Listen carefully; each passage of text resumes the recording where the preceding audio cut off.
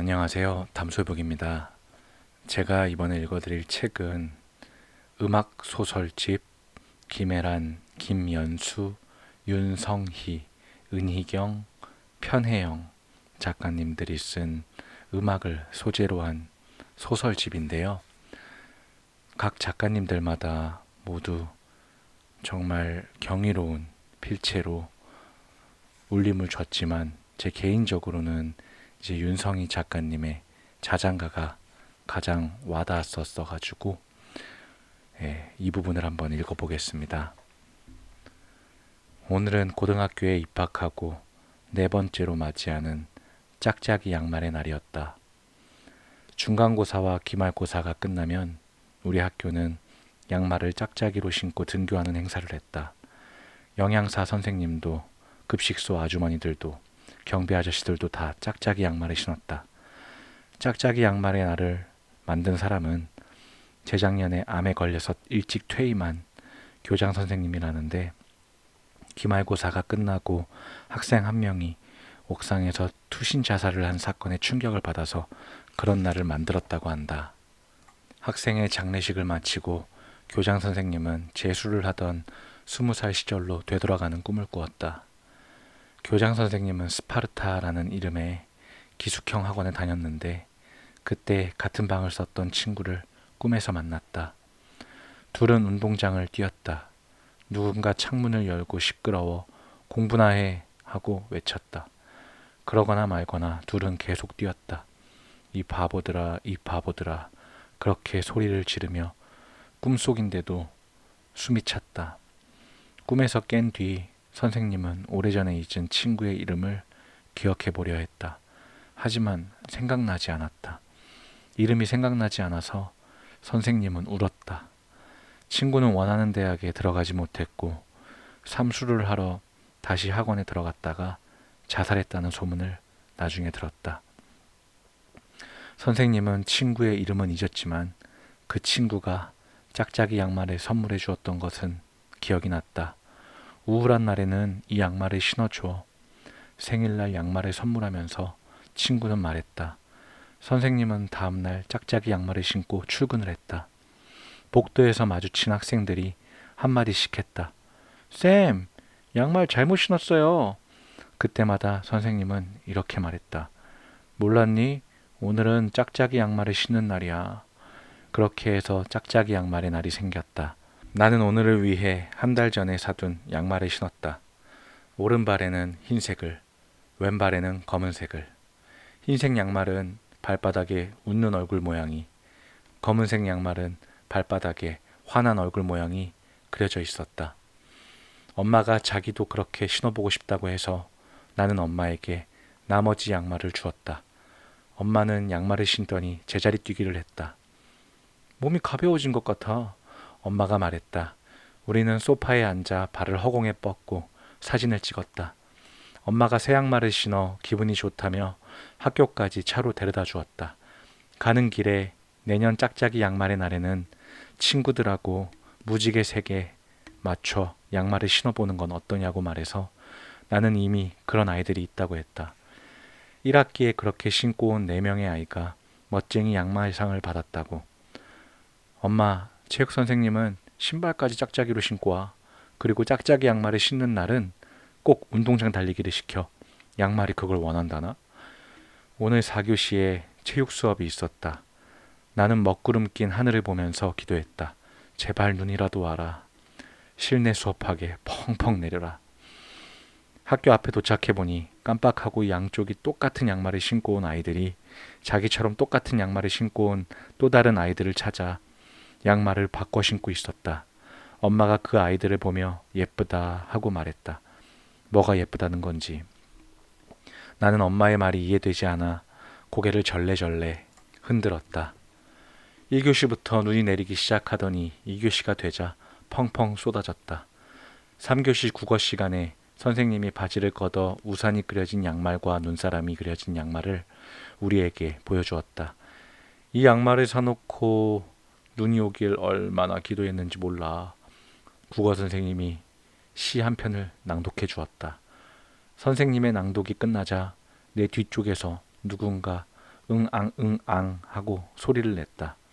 당나귀 울음소리 흉내에 몇몇 아이들이 웃었다. 4교시가 되었고 체육 선생님은 야외 수업을 강행했다. 실내에만 있으면 오늘 신고 온 양말들이 얼마나 심심하겠니? 선생님은 말도 안 되는 말을 했다. 대신 운동장 달리기 말고 눈사람 만들기 대회를 하겠어. 장갑이 없어서 손이 시리다고 몇몇 아이들이 투덜대자 선생님이 그럴 줄 알고 목장갑을 한 박스 가져왔다고 말했다. 손바닥 부분이 빨간 고무로 코팅된 장갑이었다. 다 같이 그걸 끼니 웃음이 나왔다. 우리 조는 나무에 기대앉아 낮잠을 자는 눈사람을 만들었다. 팔짱을 낀 자세를 만드는 게 힘들었지만 그럭저럭 모양을 갖추었다. 행복한 꿈을 꾸는 중이면 좋겠다는 의견이 있어서 우리는 웃는 입모양을 만들기 위해 초승달 모양으로 휘어진 나뭇가지를 찾아 운동장 구석구석을 뒤졌다. 테니스 공을 주워온 아이가 그걸로 배꼽을 장식하자고 해서 참외 배꼽도 만들었다. 농구를 하는 눈사람을 만든 조도 있었다. 자유투를 던지기 직전의 자세가 그럴듯했다. 농구 선수 치곤 너무 뚱뚱한 거 아니야? 선생님이 농담을 했다. 가장 강력한 우승 후보였는데 심사를 한 도중 공을 들고 있던 팔이 무너졌다. 물구나무를 선 눈사람을 만든 조가 우승을 했다. 눈사람도 짝짝이 양말을 신고 있었다. 하교 시간이 되자 누군가 어느 학교 강당이 무너졌다는 소식을 전했다. 아이들이 일제히 휴대폰을 봤다. 나는 보지 않았다. 여기저기에서 아이들이 뉴스를 전했다. 눈무게를 이기지 못해 천장이 무너졌고 체육 수업을 하던 아이들이 갇혔다는 거였다. 조금 후에 아이들이 갇힌 건 맞는데 체육 수업을 하던 아이들이 아니라 배구부 학생들이라는 뉴스가 다시 전해졌다. 나는 집으로 가지 않고 꽈배기 이모네로 갔다. 가게 이름이 꽈배기 분식이지만 이름과 달리 꽈배기는 팔지 않았다. 나는 중학교 2학년 때 전학을 왔다. 삼촌이 동물원 매점을 운영하게 되면서 이혼한 엄마를 불렀기 때문이었다. 아빠는 2주일에 한 번씩은 나를 보러 오겠다고 약속했지만 한 번도 지키지 않았다. 그럴 때마다 엄마는 사귈 때부터 약속을 지킨 적이 없었다며 아빠 험담을 했다. 그러면 결혼은 왜 했는지. 엄마가 아빠 험담을 하면 아빠가 못 견디게 그리워졌다. 그런 마음이 드는 날이면 나는 학교 앞에 있는 꽈배기 분식에 가서 폭식을 했다. 처음에는 떡볶이 2인분과 김밥 정도만 먹었는데 나중에는 거기에 돈가스와 쫄면까지 먹게 되었다. 그러던 어느 날 꽈배기 이모가 엄마에게 전화를 했다. 이모는 엄마가 동물원 매점에서 일한다고 했던 내 말을 기억해내고는 동물원에 있는 매점마다 전화를 걸어 내 이름을 댔다. 4번째 매점에 연락했을 때 엄마가 전화를 받았다. 제 요리가 아주 맛있지는 않거든요. 그렇게 많이 먹을 정도로. 폭식을 하는 내가 걱정된다는 이모의 말에 엄마는 꽈배기 분식으로 달려왔다. 그리고 둘은 서로의 얼굴을 검지손가락으로 가리켰다. 혹시 스크류바? 엄마가 물었다. 이모가 고개를 끄덕였다. 넌 이제 안경 안 쓰네? 엄마가 라식 수술을 했다고 대답했다. 쌍꺼풀 수술도 했지만 그건 말하지 않았다. 그날 엄마는 이모의 음식을 맛보고는 내가 폭식을 할 정도의 맛집은 아니라는 결론을 내렸다. 엄마는 가게에 나만의 외상장부를 만들어 주었다. 단 1인분만 먹는다는 조건으로. 엄마는 한 달에 한 번씩 내가 먹은 음식값을 결제하기 위해 꽈배기 분식을 찾았다. 그러면 이모는 평소보다 일찍 가게 문을 닫았고 둘은 네 발가락이라는 국물 닭발집에 가서 늦게까지 술을 마셨다. 오늘은 눈이 와서 그런지 매운 쫄면도 먹고 싶고 우동도 먹고 싶네.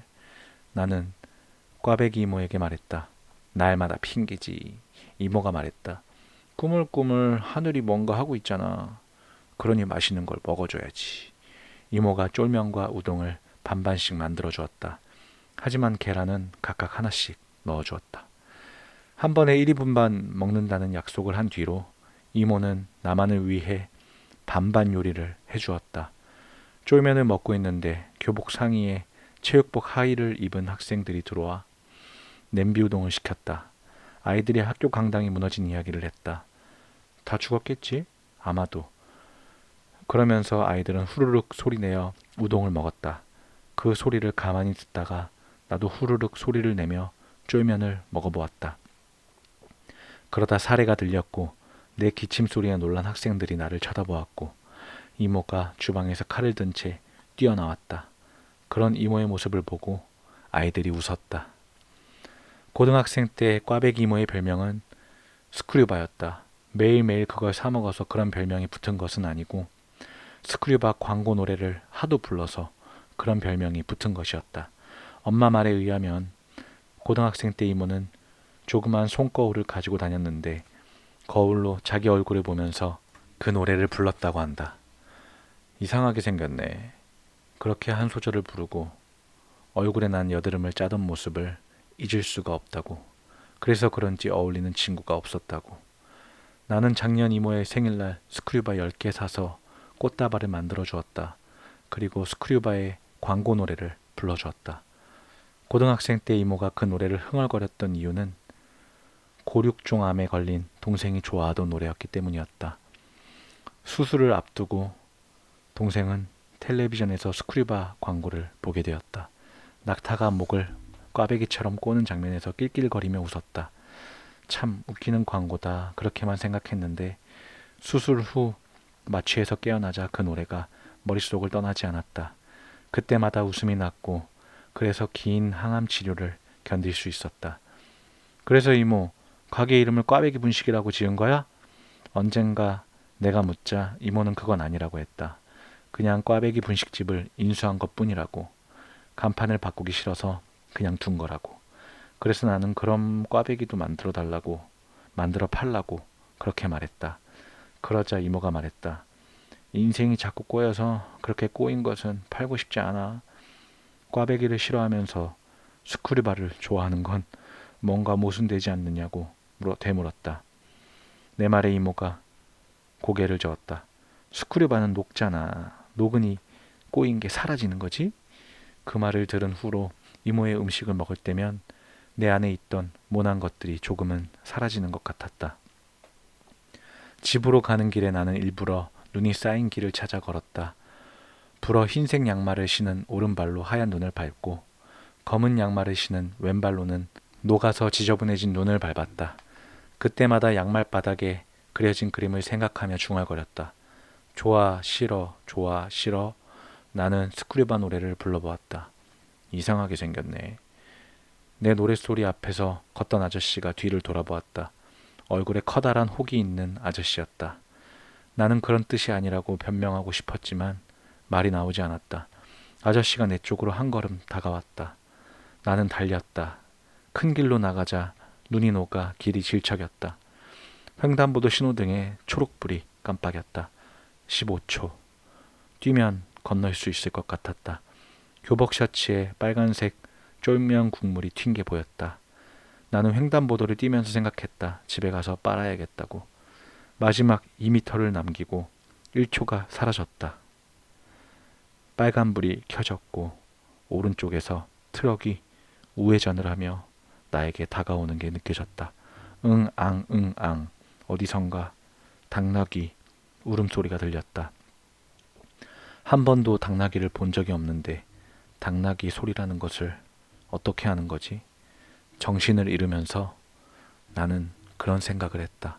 엄마는 여행 계획을 짜는 게 취미였다. 엄마의 노트에는 스페인 남부 7박 8일 코스부터 중남미 20박 21일 코스까지 다양한 여행 일정표가 적혀 있었다. 하지만 실제로 여행을 떠난 적은 없었다. 상상으로 여행을 하면 혼자 여행해도 외롭지 않지? 엄마가 그렇게 말하면 나는 이렇게 물었다. 그럼 나랑 둘이는? 그러면 엄마는 이렇게 답했다.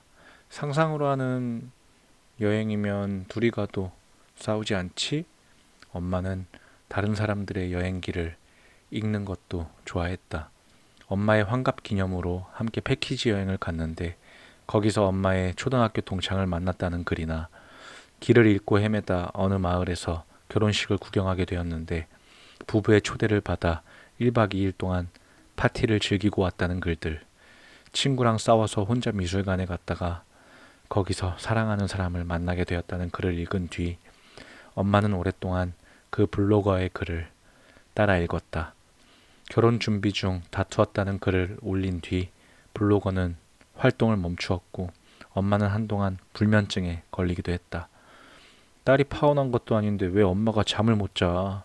내가 핀잔을 주니 엄마는 만약 나에게 그런 일이 생기면 잠을 더 푹 잘 거라고 대꾸했다.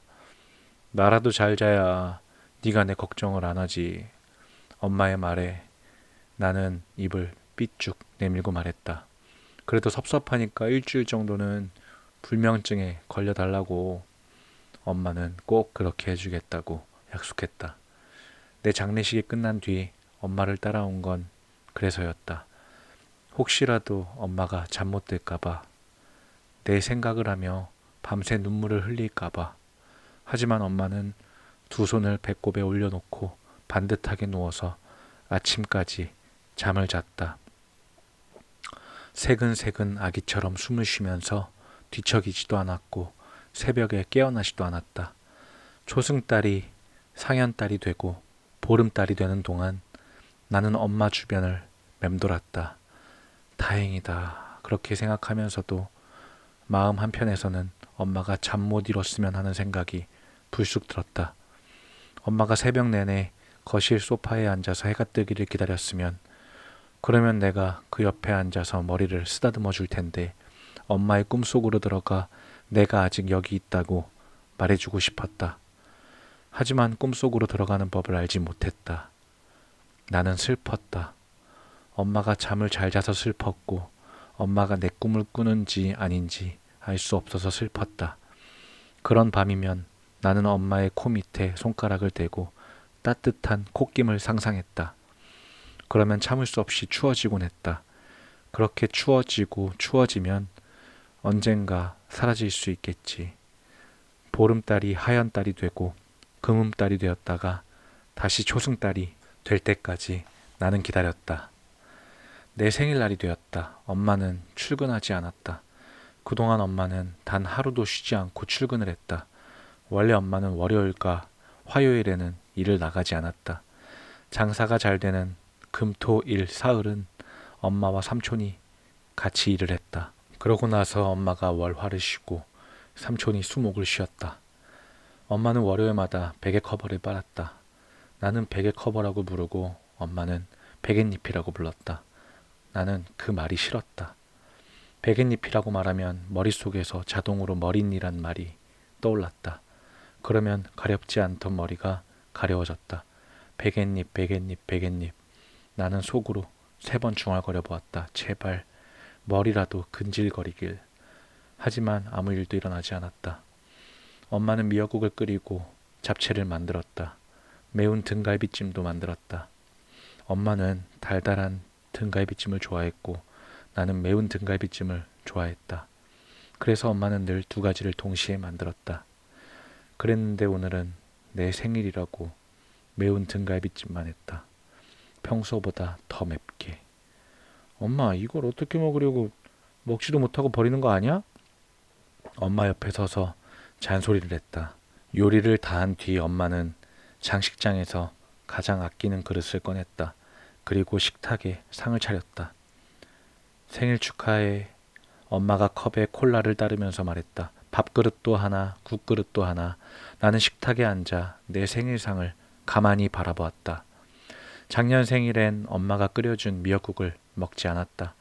고등학교 입학을 앞두고 중학교 친구들이랑 1박 2일로 강릉 여행을 가기로 했는데 엄마가 허락해주지 않았고, 그것 때문에 화가 나서 며칠 동안 엄마와 말도 하지 않았기 때문이었다.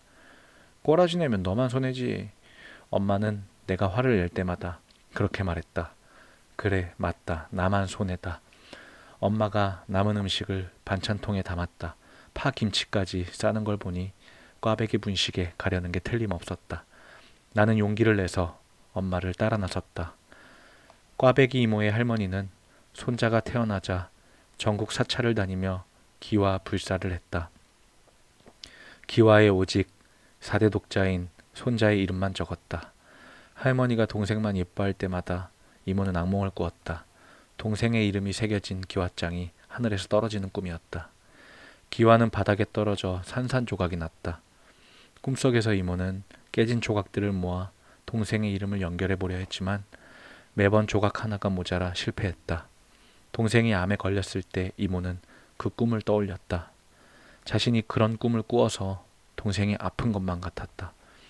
그러던 어느 날 이모는 학교 앞에 있던 망한 분식집 앞에 쪼그려 앉아있는 사람을 보았다. 뭘 하는 거냐고 이모가 묻자 남자가 계단 귀퉁이를 가리켰다. 거기에는 희미하게 이름이 새겨져 있었다. 내 이름이요. 내가 7살 때 부모님이 여기서 문방구를 했거든요. 남자는 친구에게 사기를 당해 전 재산을 잃었다는 이야기를 들려주었다.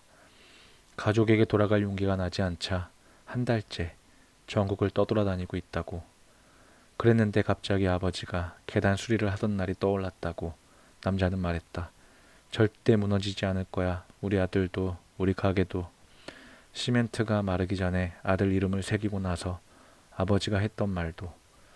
남자가 떠나고 난 뒤 이모는 볼펜을 꺼내 계단 귀퉁이에 동생의 이름을 써보았다. 그 이후로 이모는 여기저기에 동생의 이름을 남겼다.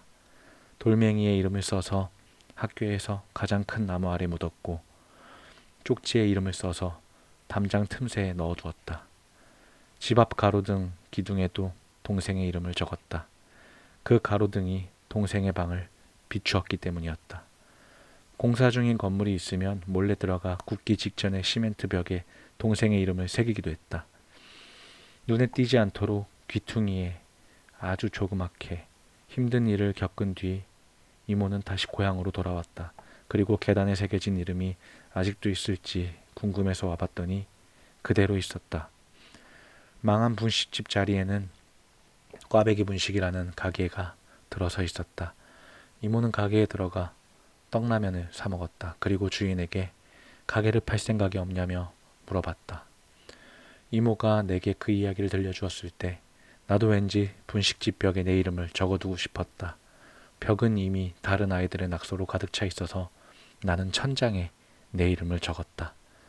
엄마를 따라 이모네 가게에 오자마자 가장 먼저 내 이름을 찾아보았다. 내 이름 옆에 하트가 그려져 있었다. 나는 엄마의 귀에 대고 속삭였다. 고개를 들어봐 엄마. 저기 내 이름이 있어. 이모는 엄마가 싸온 음식을 보더니 잠깐만 하고 밖으로 나갔다. 그리고 잠시 후에 소주병을 들고 왔다. 장사는? 엄마가 물었다. 방학이라 어차피 손님도 없어. 이모가 말했다. 이모는 잡채를 안주 삼아 술을 마셨다. 엄마는 등갈비찜을 먹었다. 원래부터 매운 걸 잘 먹는 사람처럼. 안 매워? 이모가 물어도 고개를 흔들고는 계속 먹었다. 그렇게 말없이 한참을 먹다가 갑자기 피식하고 웃었다. 이모가 왜 그러냐고 묻자 엄마가 말했다. 걔 어렸을 때 생각나서 한 번은 내가 눈에 넣어도 안 아픈 내 새끼 하고 말했거든. 그랬더니 막 우는 거야. 너무나 서럽게. 내가 왜 우냐고 물었더니 글쎄까지 말하고 나서 엄마는 소주를 연이어 2잔이나 마셨다. 자기는 눈에 들어가기엔 너무 크다고. 그래서 울었대. 그게 갑자기 생각나네. 엄마의 말에 이모도 웃었다. 그때 학생들 셋이 가게 안으로 들어왔다. 아이들은 들어오자마자 즉덕이요 하고 소리쳤다. 애들아 미안하지만 오늘 하루만 파업. 이모가 말했다. 그러면서 다음에 오면 2배로 많이 주겠다고 했다. 튀김 만두도 서비스로 주겠다고. 오늘은 만나분식에 가서 떡볶이를 사 먹어도 섭섭해하지 않겠다고. 이모의 말에 북극곰이 그려진 티셔츠를 입은 아이가 대답했다. 그래도 의리가 있죠. 안경을 쓴 아이가 이어 말했다. 괜찮아요. 우리 엄마도 자주 파업해요. 단발머리 아이가 두 친구에게 노래방에 가자고 했다. 북극곰이 가고 싶지 않다고 하자 단발머리가 두 친구의 팔짱을 끼며 말했다. 오늘 내 생일이잖아. 나랑 생일이 같은 아이라니. 나는 아이들을 따라 노래방에 갔다. 안경은 댄스곡을 잘 불렀고 북극곰은 발라드를 잘 불렀다. 그리고 나랑 생일이 같은 단발머리는 랩을 잘했다. 그 아이가 랩을 잘 불러서 나는 기분이 좋아졌다. 아이들은 서로 어깨동무를 하고 마지막 곡을 불렀다. 태어나서 본 것 중에 제일 커다란 꽃. 북극곰이 그 부분을 부를 때 갑자기 안경이 소리쳤다. 애들아, 우리 여름에 강릉 가자. 가서 불꽃놀이 하자. 안경의 말에 두 친구가 그러자 그러자 하고 답했다. 나도 데리고 가. 나도 소리쳐 보았다.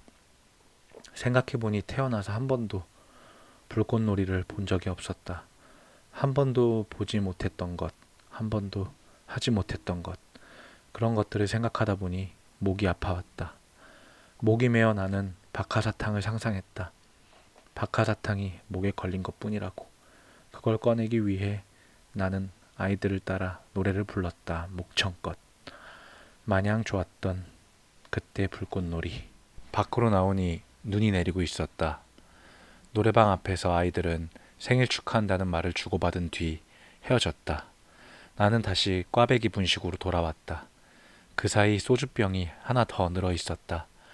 이모가 엄마한테 올 여름에 가게 문을 닫고 같이 여행을 갔다 오자고 말했다. 스페인도 좋고 파리도 좋겠다고. 아니면 어디 휴양지에 가서 실컷 먹고 실컷 자고 오자고.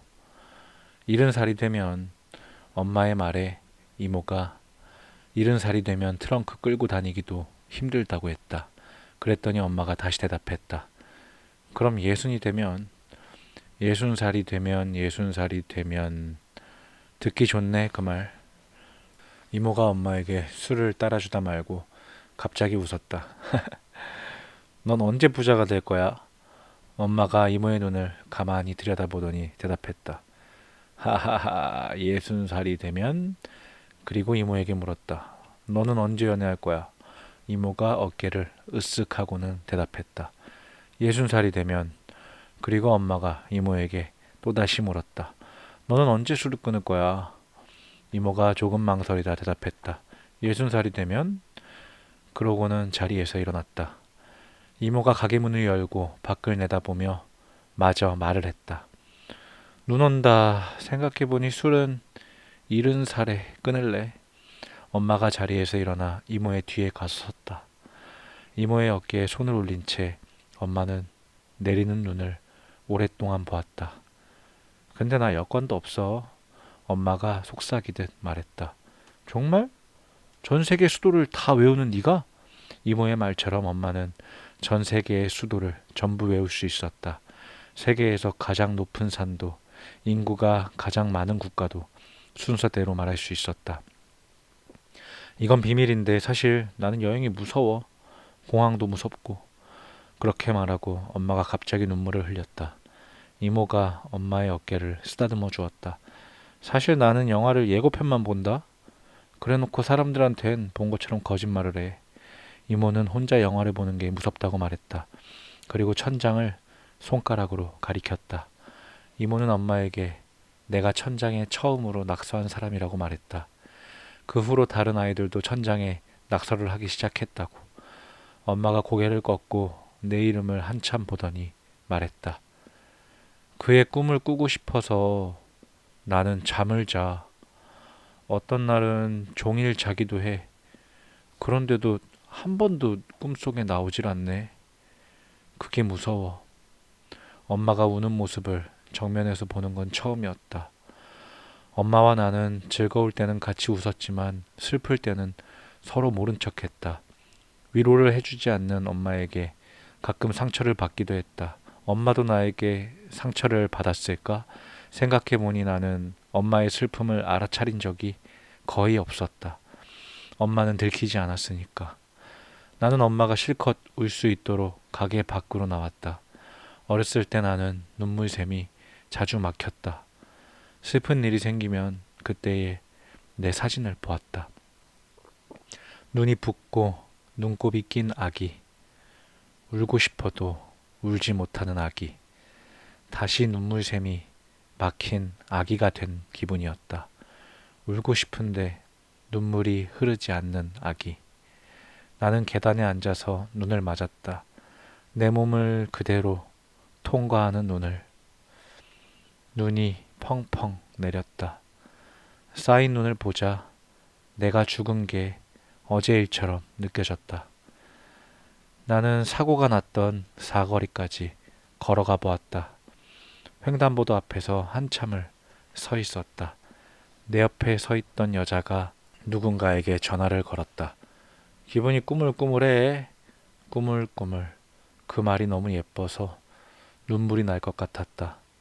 나는 여자를 따라 횡단보도를 건넜다. 그러다 사고가 났던 그 자리에 멈춰 섰다.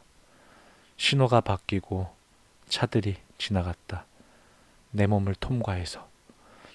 다시 신호가 바뀌고 사람들이 건넜다. 마치 내가 보이는 것처럼 모두들 나를 피해서 지나갔다. 버스 정류장에 할머니 한 분이 앉아 있었다. 가까이 가보니 허공에 대고 그러게 그러게 하며 혼잣말을 하고 있었다. 나는 할머니 옆에 앉았다. 그리고 할머니 귀에 대고 속삭여 보았다. 1년 내내 눈이 왔으면 좋겠어요. 그러게 그러게 시간이 멈췄으면 좋겠어요. 그러게 그러게. 할머니의 혼잣말을 듣다 보니 지각을 자주 하던 미리가 생각났다. 미리는 전학을 와서 처음으로 사귄 친구였다. 예정일보다 2달이나 일찍 태어나서 부모님이 이름을 그렇게 지었다는 농담을 자주 했다. 미리가 지각을 하는 이유는 다양했다. 어떤 날은 구름이 예뻐서, 어떤 날은 비가 내려서, 또 어떤 날은 좋아하는 노래가 가게에서 들려와서. 오늘은 어떤 아이가 바나나 우유를 먹으면서 길을 걸어가고 있는 거예요. 그게 귀여워서 늦었어요. 미리가 그렇게 말하면 선생님들은 한숨을 쉬고는 그거랑 지각이랑 무슨 상관이 있느냐고 물었다. 그러면 미리는 이렇게 대답했다. 그 풍경을 오래 간직하고 싶었다고. 그래서 바로 학교에 올 수가 없었다고. 한 번은 점심시간이 지나서 학교에 온 적도 있었다. 어떤 할머니가 버스 정류장에 앉아서 트로트를 부르고 있었는데 가만히 들어보니 너무 구슬펐다고. 그래서 할머니를 따라 버스를 탔다가 종점까지 갔다 왔다고. 미리의 말이 생각나서 나도 할머니를 따라 버스에 탔다. 할머니는 자리에 앉자마자 졸기 시작했다. 버스가 졸고 있는 할머니를 힐끗 보더니 어딘가로 전화를 했다. 한참 후 아주머니 한 분이 버스에 타더니 기사에게 고맙다는 인사를 했다. 그리고 졸고 있는 할머니에게 다가가 어깨를 흔들었다. 엄마, 엄마, 집에 가자. 그러자 할머니가 눈을 떴다. 어리둥절해하는 할머니의 뺨을 딸이 쓰다듬었다. 다 왔어? 할머니가 말했다. 응, 딸이 말했다. 할머니와 딸이 버스에서 내리자 기사가 손님들에게 오래 정차해서 죄송합니다 하고 말했다. 나는 할머니를 따라 내리지 않고 종점까지 갔다. 종점에는 테니스장이 있었다. 나는 눈이 쌓인 테니스 코트를 걸었다. 한 바퀴를 걷고 뒤돌아보았다. 2바퀴를 걷고 또 뒤돌아보았다. 아무도 밟지 않은 새하얀 눈밭이 내 등 뒤에 있었다. 눈이 녹을 때까지 나는 그곳에 머물렀다. 사람들이 테니스를 치러 왔고 공이 왔다 갔다 하는 걸 구경하다 보니 시간이 저절로 흘렀다. 봄이 되었고 나는 버스 정류장으로 가서 처음으로 오는 버스를 탔다.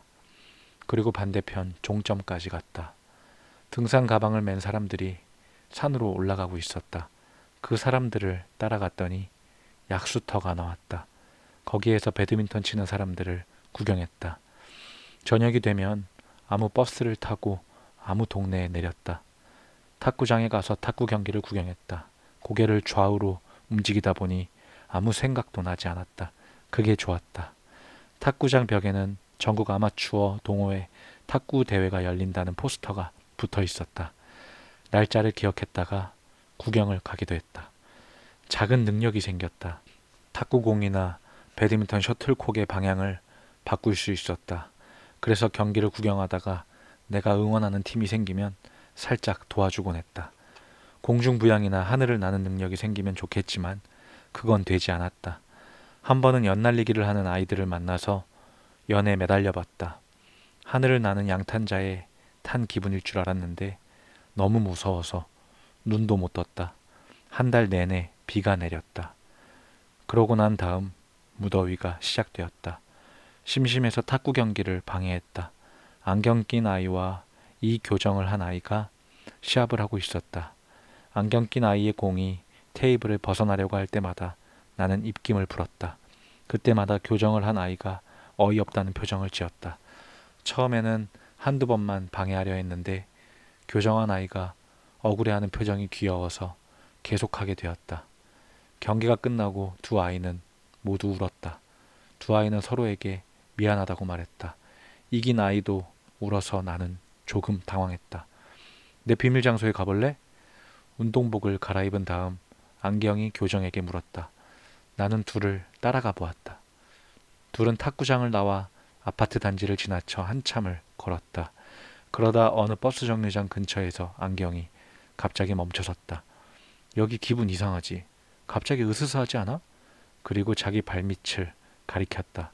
거기에는 우리 동네에서 온도가 가장 낮은 곳이라고 적힌 스티커가 붙어 있었다. 스티커 가운데에는 발바닥 모양이 그려져 있었다. 안경이 그곳에 두 발을 올리면서 말했다. 작년에 여길 발견했어. 마음이 힘들 때면 나는 여기에 와. 그 말에 교정이 두 팔을 펼치고 제자리 돌기를 했다. 나는 마음이 힘들면 제자리 돌기를 해. 어지러울 때까지. 10바퀴를 돌더니 다시 입을 열었다. 여기서 도니까 덜 어지러운 것 같아. 그 말에 안경이 따라 제자리 돌기를 했다. 나도 따라서 해보았다. 당연히 어지럽지 않았지만 어지러운 척 다리를 휘청거려 보았다. 아이들이 떠난 뒤에도 나는 그 자리에 머물렀다.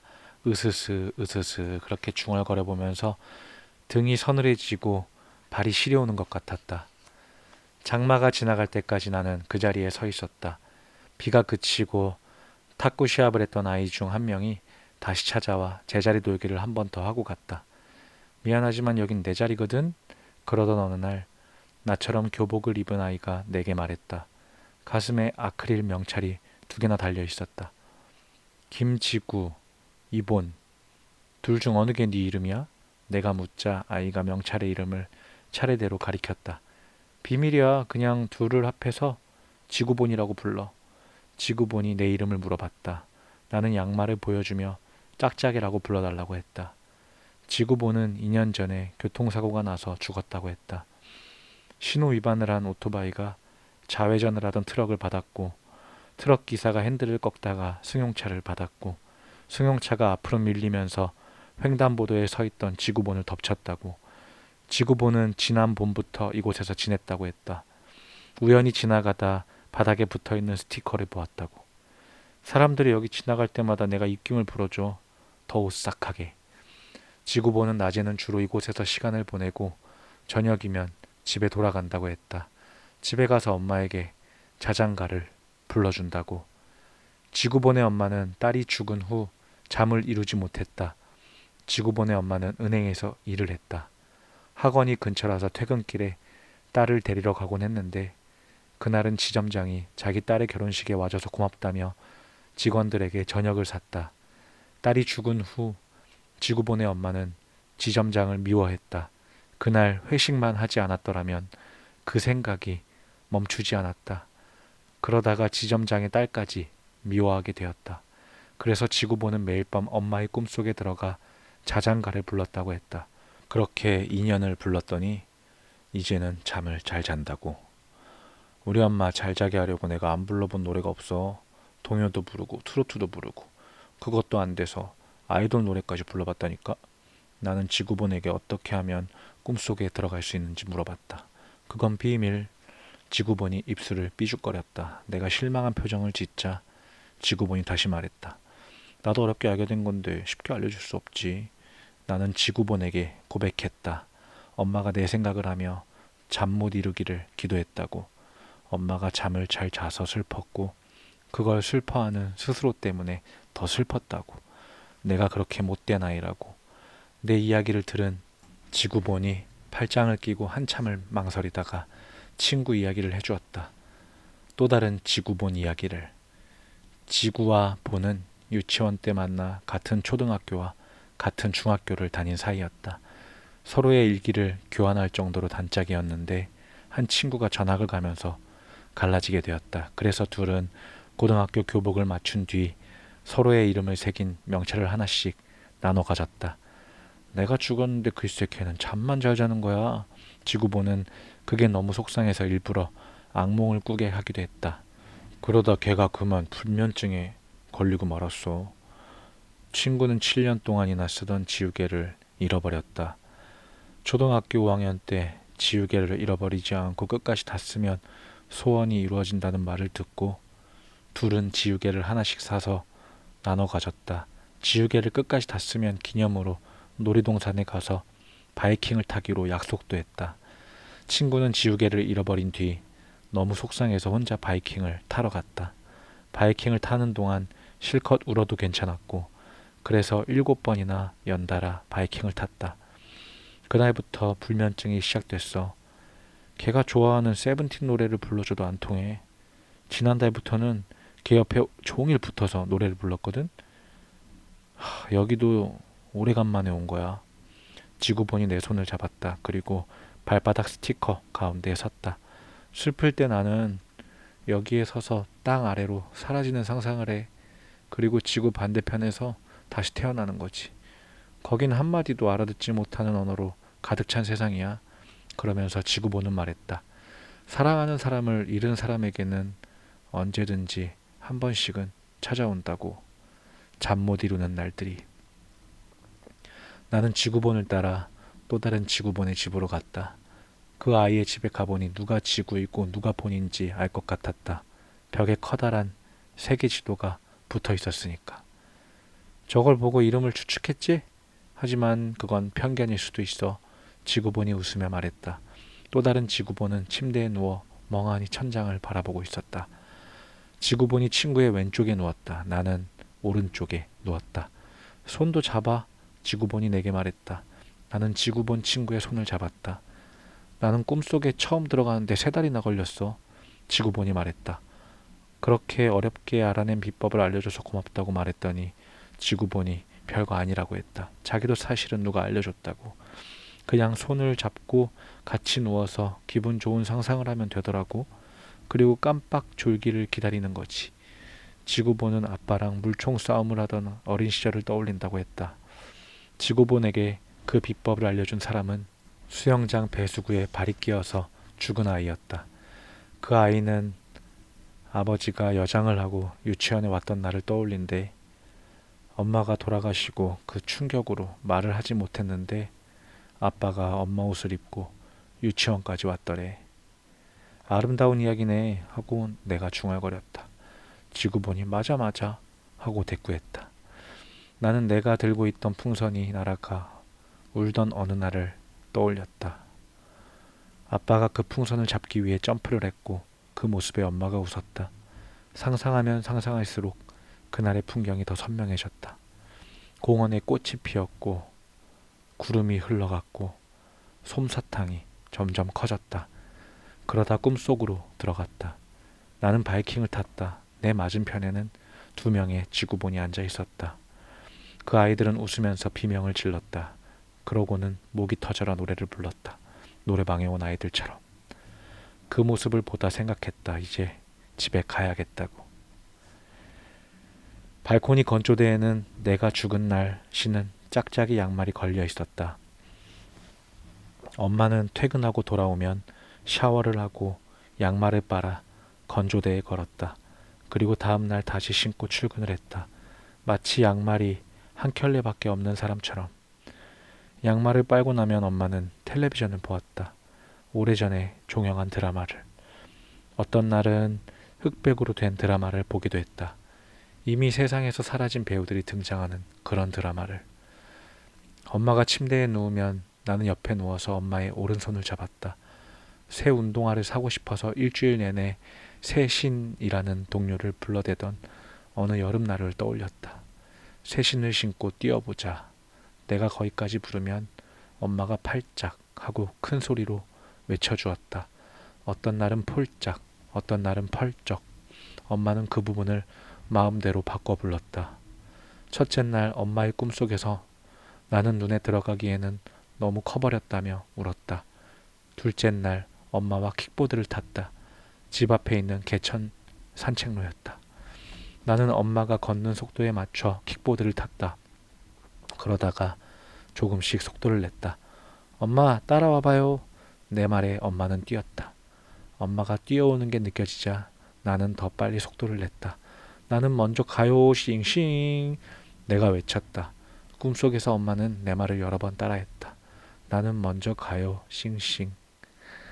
셋째 날, 동물원에서 솜사탕을 파는 아저씨가 나왔다. 가까운 매점이 있는데도 꼭 엄마한테 와서 추로스를 사 먹던 아저씨였다. 엄마를 짝사랑하는 게 틀림없었다.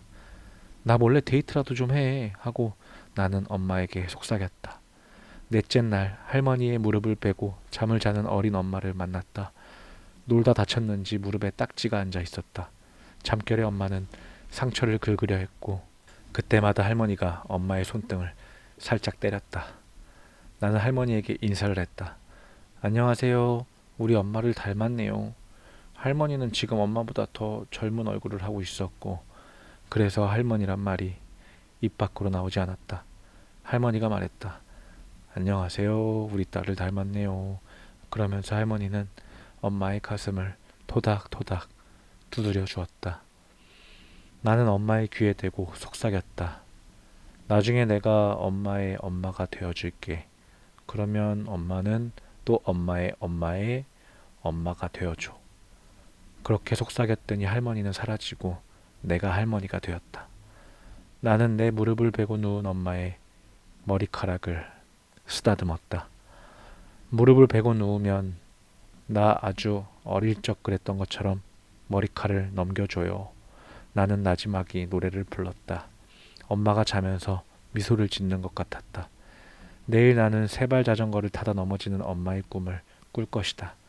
모레는 한글을 배우는 엄마의 꿈을 꿀 것이다. 모래와 모래를 헷갈리고 불가사리와 불가사의를 헷갈리는 아이. 그때마다 삼촌은 엄마에게 꿀밤을 먹일 것이다. 아프지 않게 살살. 엄마는 그렇게 매일 한 살씩 나이를 먹겠지.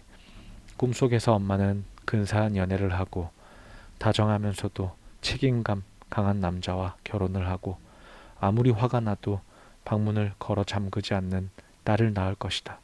그 딸은 원하는 대학에 들어가지 못해 재수를 할 것이고 엄마는 갑자기 살이 쪄서 탁구를 배우러 다닐 것이고 로또 복권 3등에 2번이나 당첨될 것이다. 그 돈으로 60살이 되면 세계 일주를 할 것이다.